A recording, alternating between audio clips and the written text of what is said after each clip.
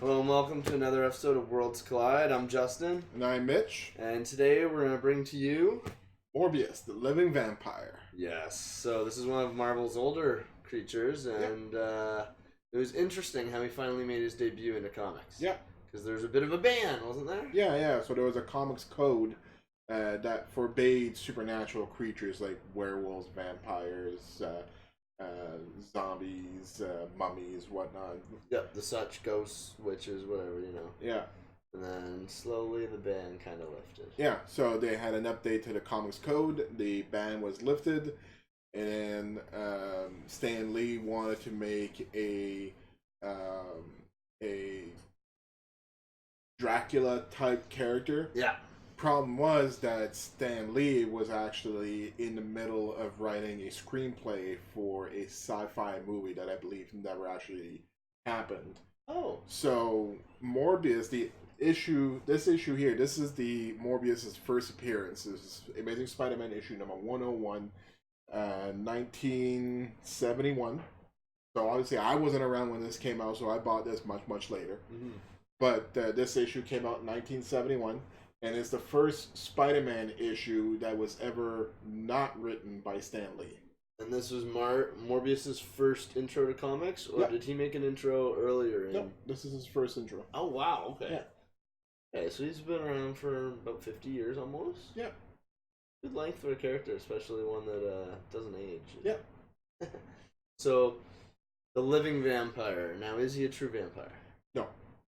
Okay. No. So he's a living vampire because vampires normally get their powers for supernatural means. Either they're sold to the devil, or they got bit by another vampire, vampire turned them. But Morbius is actually alive. He became a vampire because of science. Right. Okay, now, here's an obvious question. How would you classify Morbius? Is he hero, anti-hero, villain? Definitely anti-hero. Okay. Definitely anti-hero, borderline villain. Okay. Borderline villain. Because Morbius has clashed against Spider-Man more times than they've teamed up. Spider-Man doesn't like teaming up with Morbius. Yeah. Which says something, because Spider-Man has teamed up with Punisher more often than he's teamed up with Morbius. Yeah. That does kind of say something, doesn't it? Yeah, like, it's more of a need that he has to team up with Morbius, whereas sometimes he wants to team up with the Punisher. Yeah. Well, because the Punisher is more controllable than Morbius in a way, because he has a bloodlust. Well, he has a bloodlust. He has a bloodlust, but not... His life doesn't depend on it, whereas Morbius does. Morbius has to kill. His life depends on it, and that bothers Spider-Man. Yeah. Well, Spider-Man, he doesn't have a need like that. He doesn't know that feeling. Yeah. That desire, right? So it's kind of like, I don't know what you're dealing with. Yeah. It scares me. Yeah, exactly. Because one moment he thinks he could be helping him, and for all Spider knows, he gets the bloodlust. So they're sucking on him, Yeah. And I'm sure now, with you reading all the Spider-Man comics, has Morbius ever tried to Bite Spider-Man? Bite Spider-Man? He has. He has bitten him. Yeah. So Spider-Man's blood has a unique effect on Morbius, whereas Spider-Man's irradiated blood actually gets rid of his need for blood for a longer period of time. He doesn't need to feed again for a longer period of time. That could be used to his advantage. Yeah. Then Spider-Man can kind of donate blood just to Morbius to be like, here, look, you eat my blood, don't attack other people. Yeah. It's bartering shit. Yeah. That's awesome. Okay. Why don't you give us a run through of kind of how today's episode is going to break down? We'll give them a brief overview on what we're going to talk about, and then we'll dive into greater detail. Yeah, so we're gonna go over his origins, his first issue, and just how he became to be.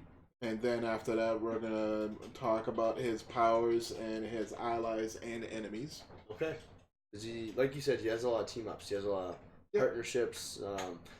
Not even in the sense of villain or hero. Some of it's medical. Yep. Right? And he's searching for a cure. Yep. And then we're going to wrap it up with talking about some of his appearances in other medias outside of comics. Yeah, there's a big one coming. Yeah. Yeah. All right. So to start off, his real name is Michael Morbius, Dr. Michael Morbius, PhD, MD. Biochemist, if I'm not mistaken. Right? Biology, yeah. He's got a doctorate in biology, specializing in human and animal biology. Okay. He's even a Nobel Prize winner. In fact, when he was announced to be the Nobel Prize winner, he was so sick, which we haven't mentioned yet. So he has a rare blood condition. Yes. He was actually too sick to come to the awards, too sick to stand, too sick to drink his own glass of water. Yeah. So he missed claiming his own prize, but he was awarded one. Yeah.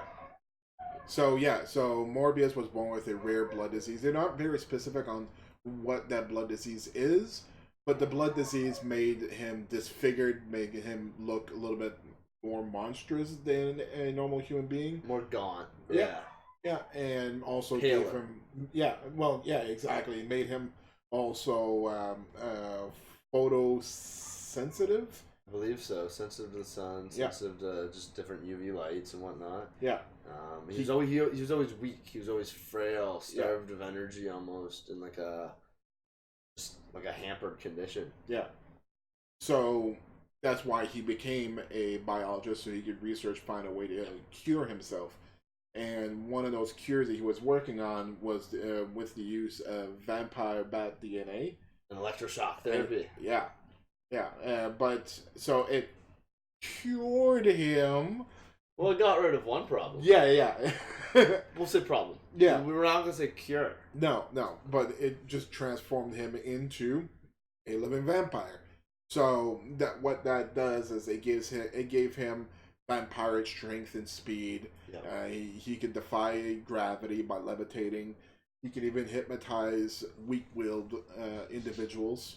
Anybody with a strong will could resist his hypnotism. Yeah. He also has advanced regeneration, not to the level of Wolverine.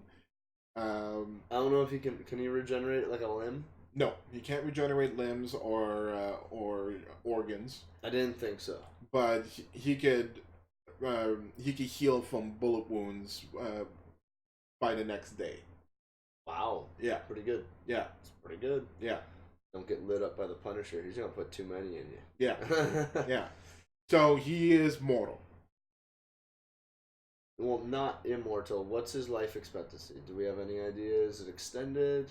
I have no idea. Well, his regeneration... Do we know if he ages? I'm sure he ages. Okay. So, basically mortal. Yeah.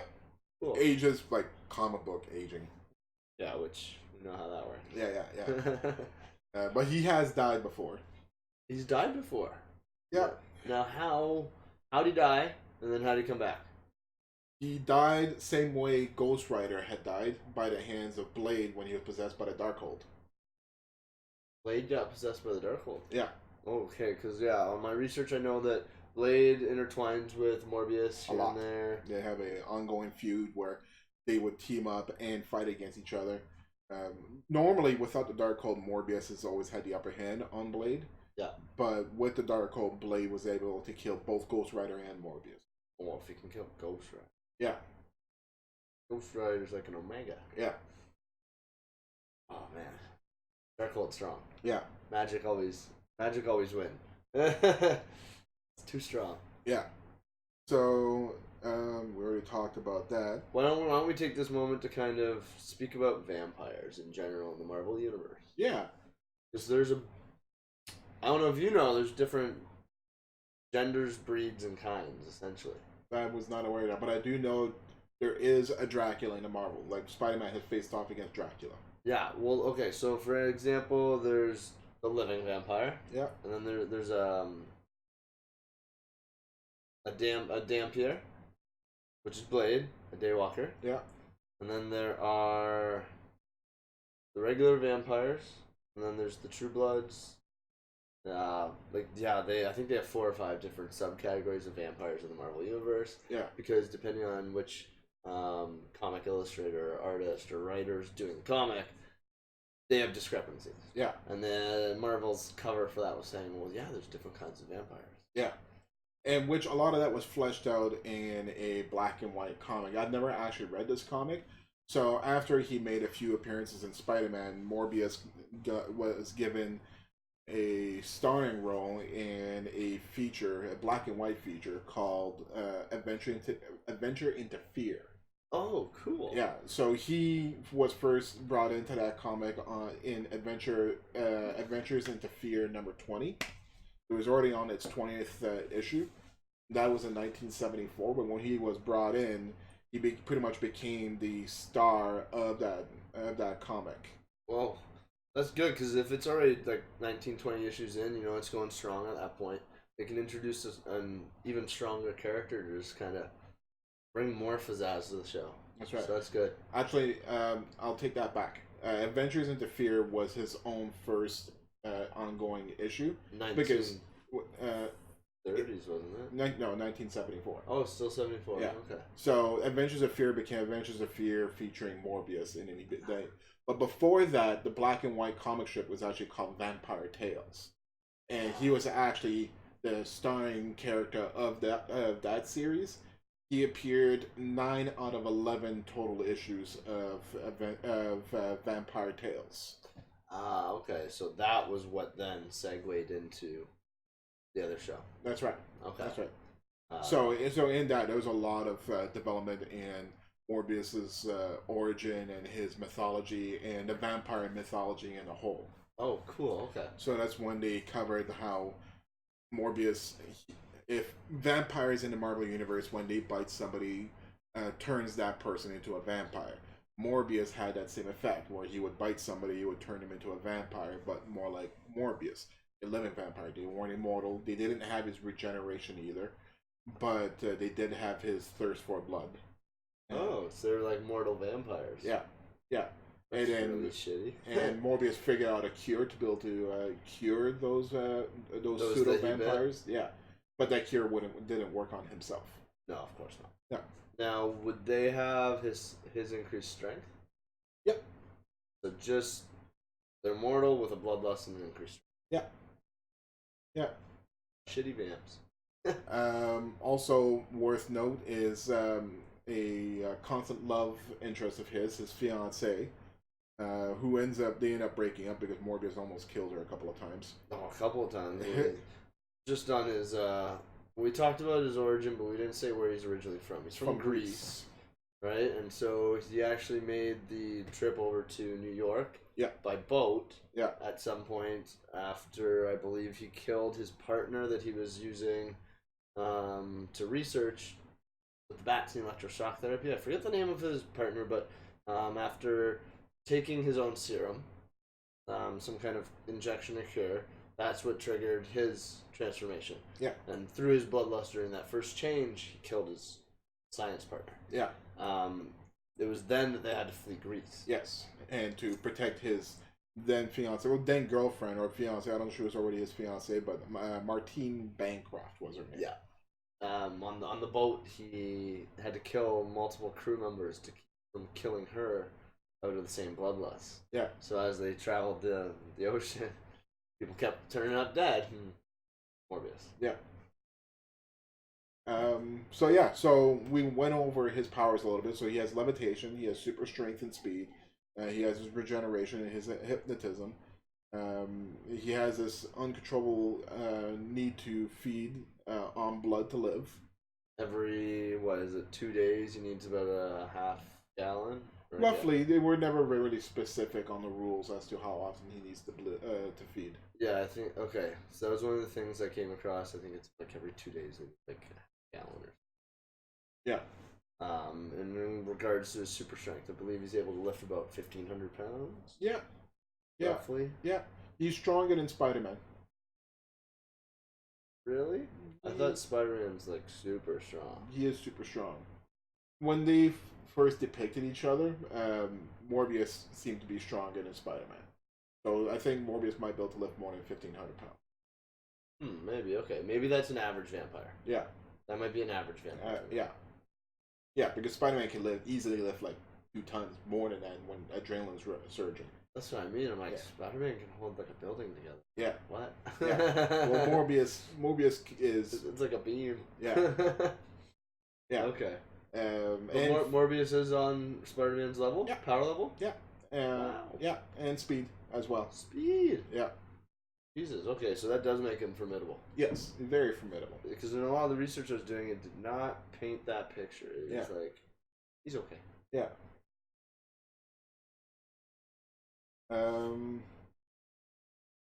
But yeah, as we said, he's got ongoing feuds with Blade. He's also had his fair share of villains. Not a lot was. I didn't research a lot on these villains, just their names and whatnot. The reason why is just to talk about it. Another reason why we're covering Morbius is because next year we're going to be getting a movie starring Jared Leto playing Morbius. So pretty much this is us giving out information to. We can kind of theory craft who we think who can be in the movie. Can be, might be, will be. Yeah. There's gonna be a Martine. Oh, he's got to have a wife. Yeah. They gotta have a love interest and a love affair. Yeah. Otherwise, it's like, well, where's your origin? Yeah. I don't know if they're gonna. They probably won't have Blade, but they could have this guy here. They don't need Blade, do they? No, they don't at all. But they can have this guy here, Simon Stroud. Simon Stroud was a rogue CIA agent who hunts Morbius. Oh. Yeah. That'll work. Yeah. Because then you only have to throw in one powered dude. Yeah. Plus his villain, or whoever the hell his villain is. Yeah. Now it's funny that we mentioned that. So, I held up a picture of Morbius today to two female friends of mine and said, "Do you have any idea who this character is? Yeah. Who this person is? What their name is? What they're from?" No idea. And I'm like, okay, well, I bet that's going to change in about 1 year. Every girl that you know and I talk to is going to know who this guy is. That's right. And then they were like, why? Like, that doesn't make any sense. Why? Like, why? I'm like, well, Jared Leto's going to be playing him in a Marvel movie coming out pretty soon. And they're like, oh, Jared Leto. Yeah. I'm like, yeah, it's the same thing they did with Avengers. It's the same thing. They throw in a bunch of, pretty faces on, fit bodies. Yeah. Here's a superhero. Oh, yeah, now I love this superhero. Yeah. You didn't even know who he was the year before, did you? Exactly. So it's just a funny kind of conversation I had. And now it's like, I wonder how many other people are going to jump on the bandwagon once, more publicity comes out, more trailers come out. Yeah. And it's not bad. Yeah. It's just, I feel comic books are kind of like an unknown area of the world that people have tabooed. Yeah. Geeks, nerds, losers, blah, right? Like, this is a great day to be alive because honestly, nerds are now the norm. Nerds are no longer shunned. So I mean, it's no longer a low ratio nerd to jock, whatever. Nerd to normal. Yeah, nerd is normal. Yeah, yeah. It's more acceptable for the nerds to let their nerd out. Yeah, it's cool now. Yeah, it's Hollywoodized, right? It's famous. Yeah. It's been made popular and it's been made likable. Yeah. And that's the funny thing. Yeah. Because if you break it down and be like, well, these are all comic books. These guys have been around forever. They're just telling a story from, 50 years ago, 80 years ago. These stories have always been out there. Yeah. Blow people's minds. I don't know if they believe it. Yeah. You're just like, yeah. One thing I forgot to mention, he did have one other power, short-lived. What was that one? So it was when he was fighting one of his villains. So he's got some other villains, some silly name villains. Like one guy's name is Vic Slaughter. Vic Slaughter. Yeah. One guy's name is the Basilisk. His real name is Wayne Gifford. Okay. There's also Dr. Payne. Yeah. But there's also Bloodthirst and Bloodpath. Bloodpath was the one where he developed this new power, and it was only during the story with Bloodpath. I think they were teamed up together, then they fought against each other, but while Morbius was with Bloodpath, he developed the power to liquefy himself, to be able to fit in tight spaces, and also be able to stretch out his arms and limbs and whatnot. Oh, wow. Yeah. Yeah. Ugh. Yeah. Real creepy. Yeah, so don't do that. No.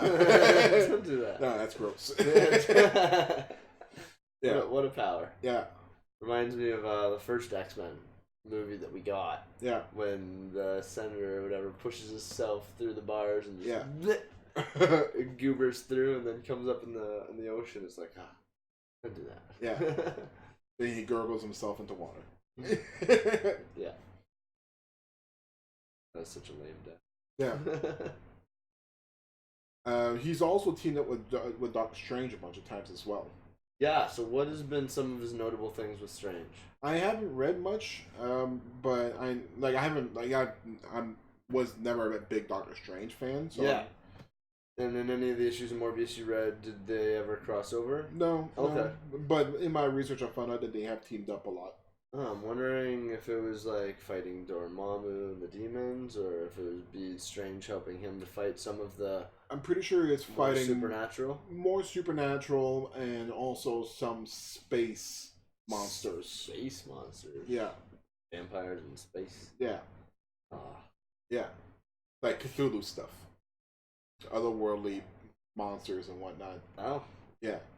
Alright. Yeah. Like he's had some weird team ups with like Ghost Rider and stuff, right? Yeah. Who are the other supernaturals? Because didn't they have a team? Yeah, they had a team. The name eludes me right now. I actually like the Defender, not the Defenders. Actually, I have the name written. I can't remember the name of the squad. It wasn't a good name. No, it wasn't. But I remember because I had written it. Morbius, Man-Thing, Werewolf by Night. That was Champions. They were the called Champions. Yeah. The Champions. Yeah. Because I already did the research on it when we did the episode on Ghost Rider. Right. Yeah. But yeah, so he was he was in a team with Ghost Rider, Johnny Blaze Ghost Rider. Yeah. Werewolf by Night, which I was going to mention is another one of his very close friends. His name made me laugh. Of all these names, of all these silly names, so like Vic Slaughter and the Basilisk and Dr. Payne, and so really silly names, right? Werewolf by Night, Jack Russell. Really? His real name is Jack Russell. Well, my parents have a Jack Russell. Fucking yappy dog. Wow. Yeah. That's good. Yeah, That's so Jack fact. Russell becomes Werewolf by Night. But he's actually, he would be considered Morbius' best friend. Okay. Now, Man-Thing was also part of that team. would he be good or bad? Werewolf by Night. Werewolf by Night, I think, is more a good guy than Morbius is. Oh, okay. But he's probably the werewolf. He's probably killed some people. Oh, yeah. Let's just face it. Yeah. And Man-Thing, and that's basically Swamp. Marvel's Swamp Thing. Yeah. Yeah. Okay. Yeah. Funny enough, it was Man-Thing and Morbius who actually put Frank Castle back together and created Frankencastle. That was another one I was going to mention. Yeah. Because I'm pretty sure Morbius was involved with Frankencastle. Yeah. Yeah, it was Morbius and Man-Thing who created Frankencastle. Yeah. Yeah, that would be a funny issue. I should probably read that one. Yeah, absolutely. But yeah, speaking of which, so some of his notable stories. Well, what will this one, for example? This is his first issue. So his first appearance was during... If anybody has watched the Spider-Man animated series, it was actually surprisingly really close to this comic. Oh. So Spider-Man was being infected by his own irradiated blood. He was mutating, and he ended up getting these extra arms. He had 6 arms, and he was working with Doc Connors to try and cure himself. And what happened was the Lizard. So when Morbius landed in New York from getting away from Greece and whatnot, the Lizard ends up finding out about Morbius and going after Morbius to get Morbius's blood to help cure himself of his lizard issue. Thinking, hey, then maybe this is the cure. And also to help cure Spider-Man of his genetic mutation. Oh, that's funny that they originally started out as enemies, because I know later they started working together to help cure each other, did they not? Yeah. Okay. Yeah. So that's what this story is. Doc Connors. Yeah. Morbius and the Lizard have crossed paths a few more times. Yeah. And then eventually it's like, all right, we're both smart scientists. We both got fucked up. Let's help each other. Yeah, yeah. They both have this alternate personality monster that they want to get rid of. Yeah, let's keep him in the cage and so we can get rid of him. Yeah. There's actually much later on, I think in the late 2000s, there was a story where Morbius was trying to cure Doc Connors of the lizard, but the issue was at this point here, there was no more Doc Connors. Because, spoiler for a future lizard episode, I actually read this comic. It was dark as fuck. So the lizard came out again and wanted to get rid of Doc Connors. The lizard got sick and tired of this human morality, this human... Stop holding me back. Exactly. So the lizard figured out a way to how to get rid of Doc Connors. Killed his family, didn't he? Killed his son. Yeah. He ate his son. Yeah. See, I knew that one. Yeah. I actually had that comic. That's dark. Very dark. Yeah, what do you do when you shift back out and you're like, Billy? Burping your own fucking kid up? Yeah. So when Morbius tried to save the lizard, trying to bring back Doc Connors, he finds out that there is no Doc Connors anymore. It's just the lizard. Yeah, he gave his will over, full control. Yeah, he doesn't want to come back out. No. He ate his own son. Yeah, it's like when the Hulk took over for Bruce. Yeah. Nope, no more Bruce. No. That's wow. Yeah. Now, when did that happen? So, because do we have any idea? I guess this is spoilers for a later Lizard episode. Yeah. Yeah, the lizard thing happened in like mid 2000s, late 2000s. Okay, Yeah. so he's around probably, 2006. probably still stuck in permanent lizard form. Yeah. Nice. Yeah. Yeah, it's a more recent thing. Nice. From the villain. Yeah. But so my first Marvel comic ever was actually Morbius Living Vampire issue number 1, which that issue came out in 2012. Yep. So I was 12 years old. Wow. I was born in '79, so 1992. I was 12 years old. That was my first. Oh, you said 2012. So. I'm sorry, 1992 was the first issue. I was 12 years old. Oh wow. Okay. Yeah. So and that was Morbius the Living Vampire issue number 1. My buddy Ricky actually bought it before me, and he showed me this like Morbius issue number 1. Like it's issue number 1, and it's a badass vampire. So I went out and bought this issue as well. You're like, well, fuck, I want it. Yeah. So that was my first Marvel comic character. I had bought a few Batman and Flash comics prior to that. Yeah. But my first Marvel comic was Morbius, the Living Vampire, issue number 1, which was part 2 or 3 of the Midnight Suns crossover. Then you went back and read that. Yeah, well, no, I didn't. I couldn't find all the other issues of Midnight Suns, so I didn't get the full story of Midnight Suns. But Midnight Suns, I did have like 2 issues of Midnight Suns. So in Midnight Suns, it was Blade and not Blade. It was Ghost Rider, John Tetch, Ghost Rider with Johnny Blaze. Okay. Going after Lilith, the Demon Queen. And they end up recruiting Morbius to help them. But in issue number 1, Morbius, what happened was there was a scientist. So Morbius was close to finding a cure, and a scientist sabotaged the cure. And when Morbius tried to use it on himself, he was actually trying to kill Morbius. And when he tried to use it on himself, he actually made him mutate even further. Oh.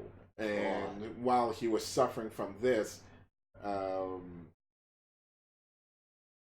was it Martine? Yeah, Martine. That was the issue. Martine gets killed. So this scientist ends up killing Martine. She ends up bleeding to death. So Morbius completely lost his shit and killed this scientist. Yeah. But as warranted. but as he killed this scientist, Morbius. That was when Ghost Rider met up with Morbius. So throughout this entire issue, Morbius is running away from Ghost Rider because he thinks Ghost Rider and Johnny Blaze are trying to hunt down to kill Morbius. But they want his help. Yes. So when they finally tracked him down was after he killed the scientist. No, they don't want his help. Well, that's where Ghost Rider Morbius made the promise that he'll only ever feed on innocent people. Oh shit! Yeah, That's when he made the promise. yeah, I will come back and send your soul to hell if you fuck this up. that's right. That's right. So, so that's why, like, to me, my introduction to Morbius was a pseudo good guy. Like, he has to kill, so might as well be the guilty if he has to kill. Yeah, and that's what he agreed to Ghost Rider. Yeah, That okay, I will not kill the innocent, that's right. but the fucking guilty are fair game. That's right. And then afterwards, I ended up buying that. In my Spider-Man issue, I brought Spider-Man issue #1 that was drawn by Tom McFarlane, Yeah. and Spider-Man issue #13, the exact same cover, but with Spider-Man in a black costume, also drawn by Tom McFarlane. In that story, this happened before the Midnight Suns. This was like 1991, I think. Okay. This issue came out. So in this story, the reason why Spider-Man is wearing the black costume, this is way after Venom. Venom is like the whole entire Venom thing happened in the 80s. So the reason why Spider-Man was wearing the black costume in this is because people were going into people were being abducted and brought into the sewers and getting killed, and well, Spider-Man was tracking down this killer, and he found out this killer was in the sewers. Oh. And he wanted to go down and find out who this killer is, but his bright red and blue costume would stick up like a sore thumb in the sewers. So you put on the black costume so you could camouflage himself while it is in the sewers. Yeah. Because whoever he's hunting could actually see in the dark. So I only had that issue. I did read up on what was going on in this story afterwards. I didn't read the rest of the issues. But what was actually going on was it was the Morlocks. Really? Yeah, and the Morlocks were taking Like the bad X-Men. Yeah, well, not bad X-Men, but the underground X-Men. That's right. That's right. So the Morlocks were grabbing people from the streets, bums and homeless people, people that nobody will ever miss, and bring him into the sewers to feed Morbius.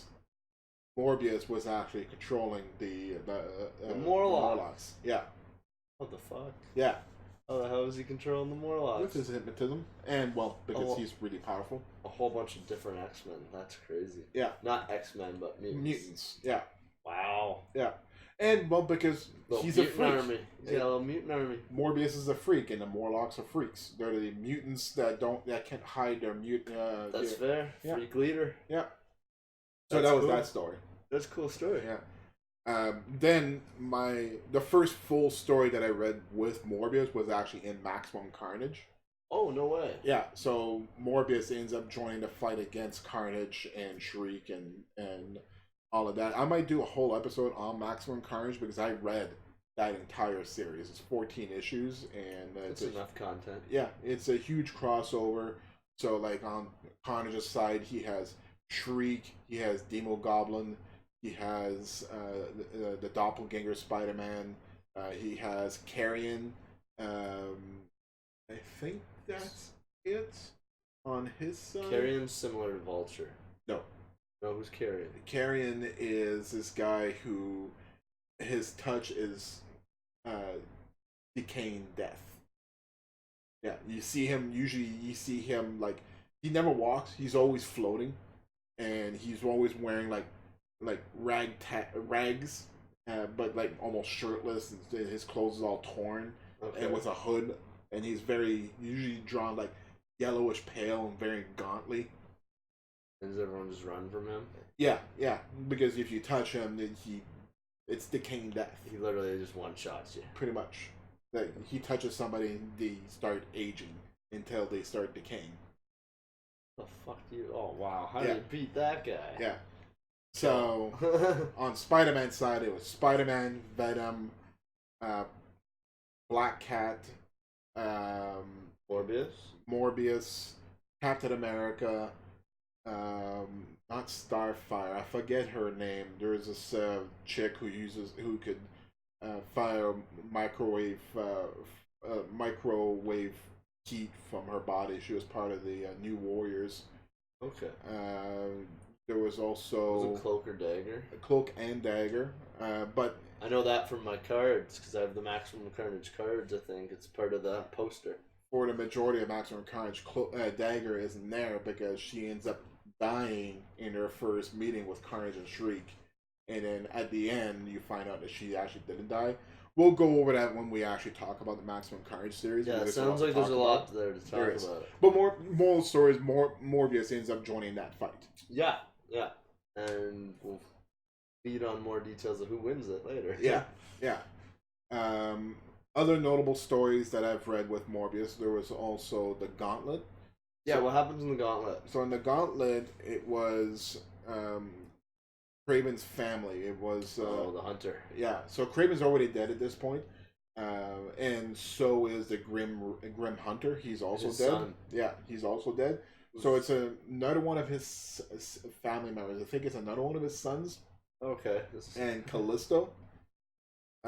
They're trying to resurrect Sergei Kraven the Hunter, and they're trying to resurrect the Grim Hunter as well. So they're trying to bring back all the Hunters. That's right. Well, they're trying to bring back the Kravinoff family. Yeah. And while they're doing this, they're putting Spider-Man through a series of gauntlets. So they're bringing back, they're pitting a whole bunch of different Spider-Man villains, bringing them out to tire Spider-Man out. He's constantly fighting and whatnot.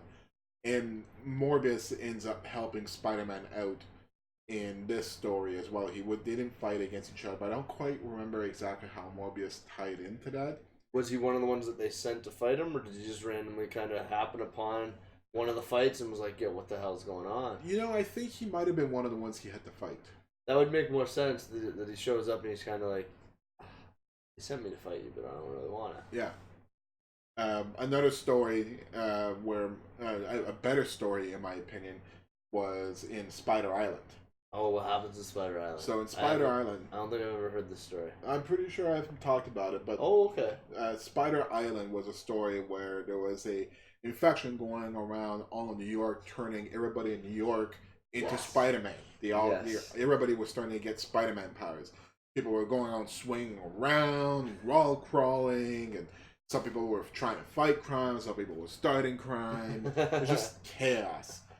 So, yeah, you've mentioned this. So during this time, Spider-Man Peter Parker was employed by Horizon Labs, and Horizon Labs is a think tank that was headed by Max Modell. Okay. And then Peter Parker had found out about this sixth mysterious partner of Horizon Labs who never left his lab. And then this mysterious person, every time you saw him, was always in a full body hazmat suit. And this person ends up helping Spider-Man in developing a cure to cure everybody of the Spider-Man virus that was turning everybody into Spider-Man. You find out afterwards that this mysterious scientist was Michael Morbius. That's awesome. And then you found out that Michael Morbius actually went to college with Max Modell. That's how they know each other. Really? Yeah. Because Max Modell is, who's he again? Sorry. Max Modell is the leader of. He's the founder of the Horizon Labs. Yeah. He's one of the smartest men in Marvel Comics. Well, is he?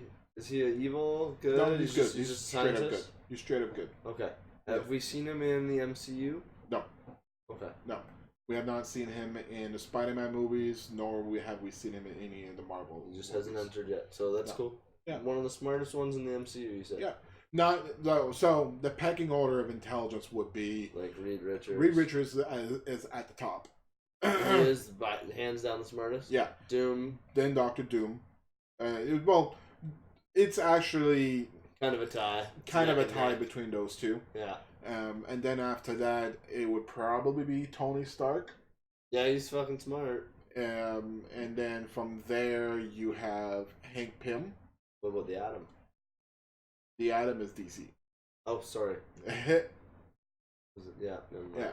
Hank Pym is Marvel's Atom because right. Okay, so that's what I was thinking. Okay. Yeah. So Hank Pym would be right underneath Tony Stark. Bruce Banner is way up there as well, and Spider-Man is actually up there in the pecking order of intelligence as well. But Morbius is actually he specializes in biology, but when it comes to biology, he is smarter than Spider-Man. He is smarter than Peter Parker. Max Modell is also a lot smarter as well. Max Modell is probably on Hank Pym / Tony Stark level. That's pretty good. Pretty good. Yeah.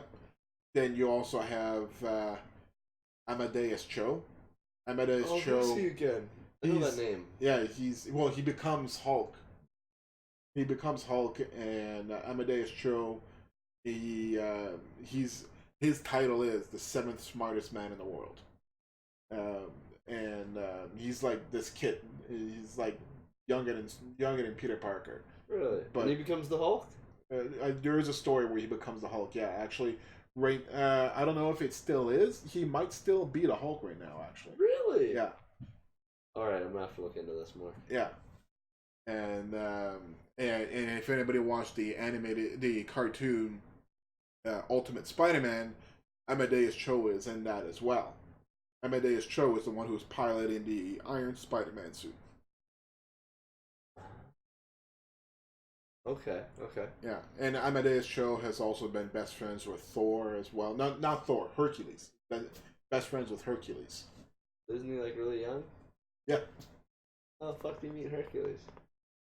I'm not too sure the story about that. I'm not too sure. Time travel or something. Yeah, but Morbius is like he's up there in the pecking order of intelligence. Him with Max Modell. He's gotta be a smart guy, right? Yeah. Like cure all the shit that the other guys can't. Yeah.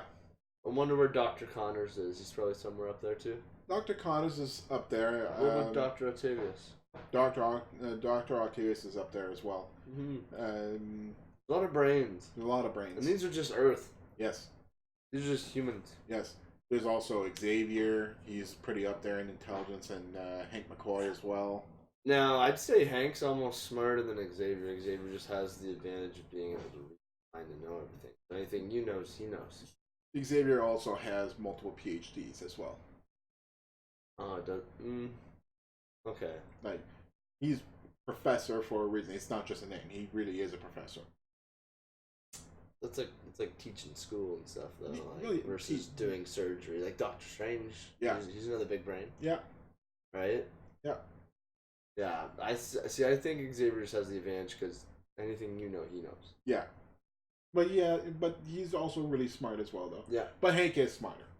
That's what I thought. Yeah, Hank is smarter. Okay. But because Hank is like, not only is Hank a specialist in mutant biology, but he's also an engineer and multilingual, and he does everything. Yeah. Yeah, he's a jack of all trades. Yeah. Now Morbius, so he came from Greece. Yeah. How old was he when he first got turned? Do we have an age for him? No.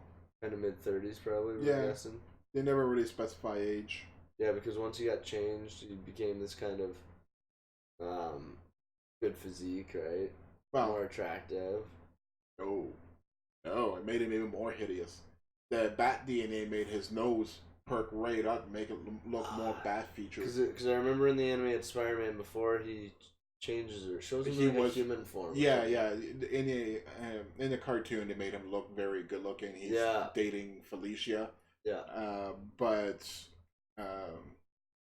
No, that's not comic accurate. Oh, okay. I was curious about that. Yeah. So he's always been kind of No, I mean, like, that's him. That's Morbius after his transformation. Like, that's hideous. I love how he has like the Spider-Man eyes. Yeah. Like the Spider-Man suit eyes are literally the identical to his. Yeah. I mean, like, just like that right here, this picture right here, you see Morbius just bitch slapping Spider-Man. Literally. Yeah. Literally sends him a backhand, Yeah. and Spider-Man goes flying. Yeah. Cool. It will take more than a freak with 6 arms to stop a vampire, he says. Yeah. Jackass. Yeah. So, Morbius and Spidey, they've had their clashes, they've had their good times. Where do they stand now? Do you have any idea, like, in current comics? I don't. I read he was supposed to have his own ongoing series again in 2013. Oh, yeah? But it was talking like it's going to happen, but we're 2019 now. So Weird. did it happen? I don't know. I don't know if it actually happened. Well, we'll kind of see. So, But with the movie coming out, that's what I was about to say. Yeah, that will spawn. More. Yeah, there'll be a TV show. yeah. It'll And probably Morbius is a good character. He's an interesting character. He's got a good backstory and an easy to explain backstory. He's not a really complicated, convoluted character, but he is a good character with a good inner turmoil, and he's interesting. Think they could pull off a live action Spider-Man TV show in the sense that they've been doing with Marvel's Agents of Shield? You think they could do it with Spider-Man? I wish, but I don't think so. They would be. I don't think Spider-Man requires a higher budget. Yes, he has the villains, he has the team ups, he has the sidekicks, he has the teams that he's joined. Like he has everything to make such a far-reaching show. Yeah, like but do they have budget to do it right? No, it'd be too expensive.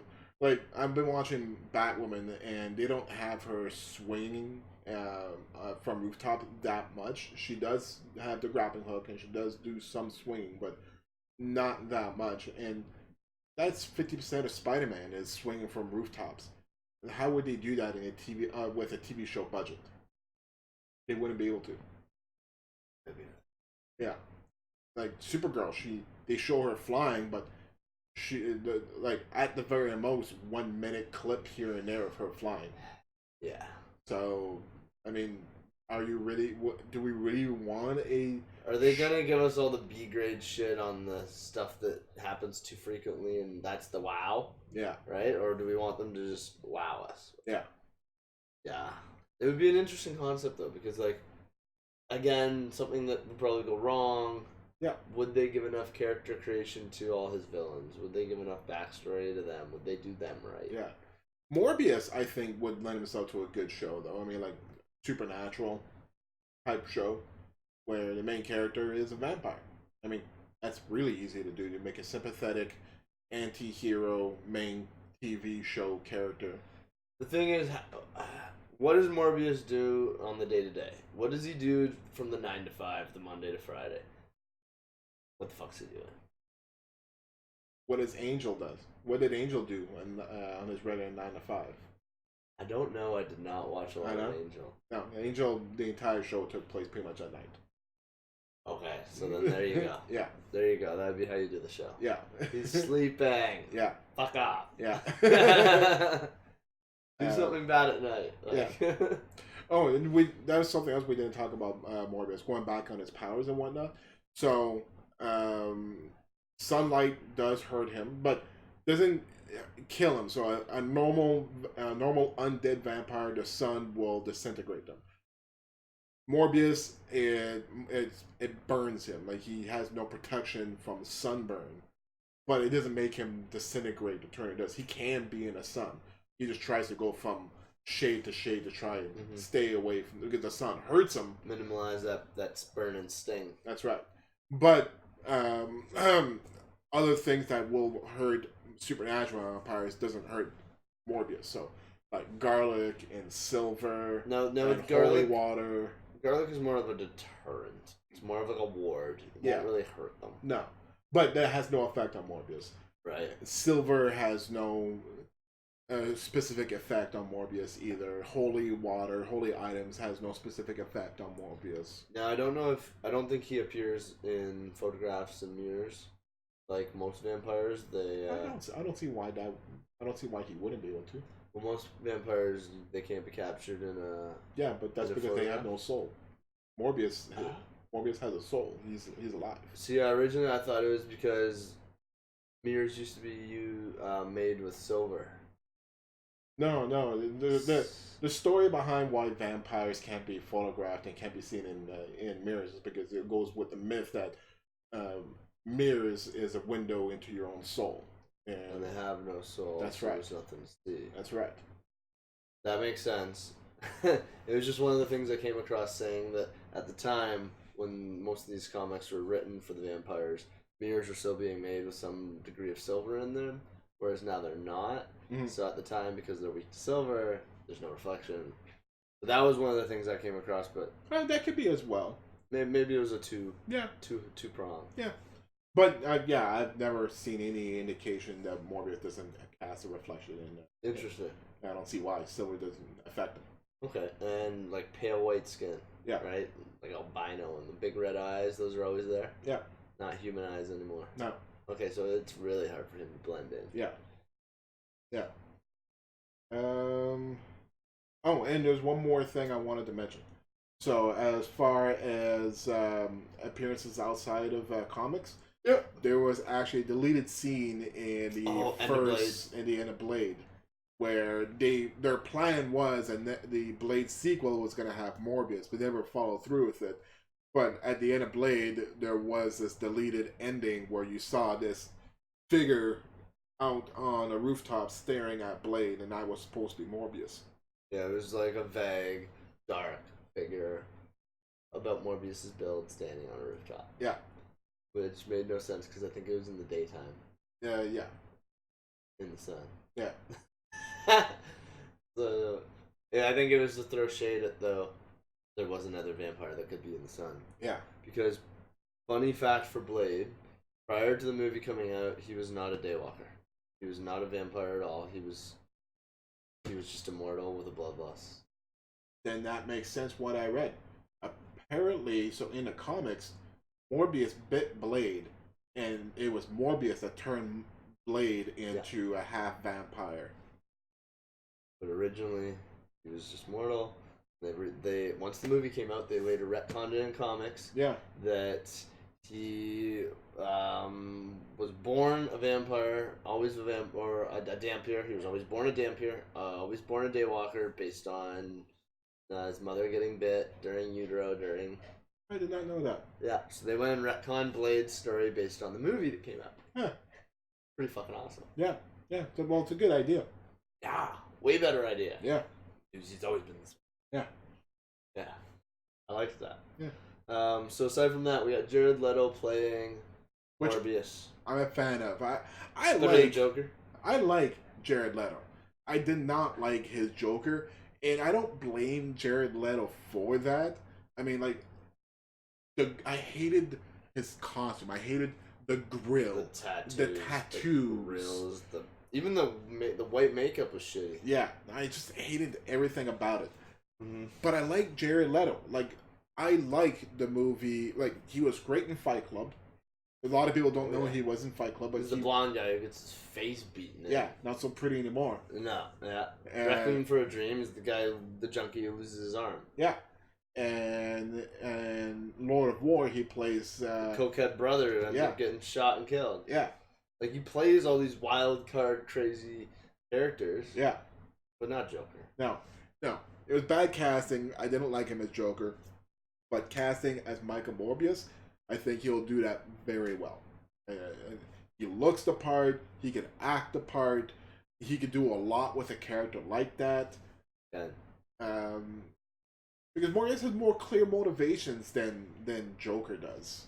Joker's chaos. Yeah. No motivation but chaos. Yeah. I like to just see the world burn. Yeah. Fun. Yeah. Like, Morbius has a cause. Yeah.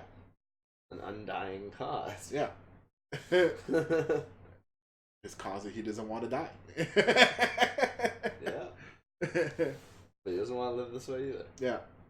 Stuck in a pickle there. Yeah. Other than that, though, he hasn't had much exposure outside of the comics, so that's why not a lot of people will know who Morbius is. Right. But give it a year. Yeah.